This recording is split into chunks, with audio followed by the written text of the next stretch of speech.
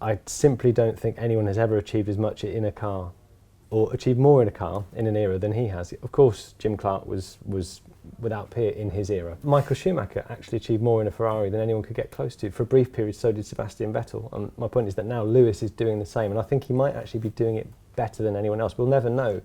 But the absolutely imperious way with which he's leading races, qualifying, he's on top of everything.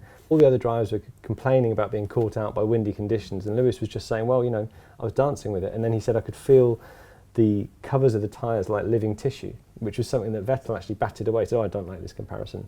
And to me, in that moment, you kind of saw the difference between what Lewis is experiencing and the way he can actually kind of comprehend his driving and his relationship has with the car. Has the capacity to do it because it's all happening in slow motion for him, and he's absolutely in the zone. And it's a bit like, I mean, actually, to me, it's reminiscent of some of the stuff we heard Senna say back in the day when he got very poetic about driving. But actually, maybe that's the way these guys experience it, in a way that isn't really normal to others, and it puts them beyond.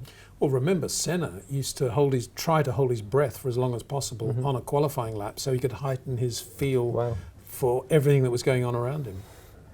That's pretty intense. Yeah, very intense, very, very earthen. Marcus, meanwhile, makes the point that this dude, that's you, I think, is really going to tell me that a guy beaten by Jenson Button as a teammate is the best Formula One driver ever. Well, there's 2 points there. One, I didn't say Lewis is the best ever, although I think he might be. I think it's certainly up for debate, and he'd be a very strong contender.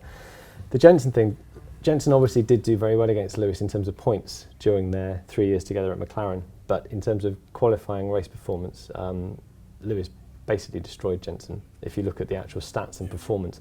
And that was probably Lewis's weakest period, his second year of their three together, which I think was 2011. Lewis was kind of all over the place. He was having girlfriend problems. Remember, he was tweeting telemetry from races at Spa 2012. His head was not in a good place.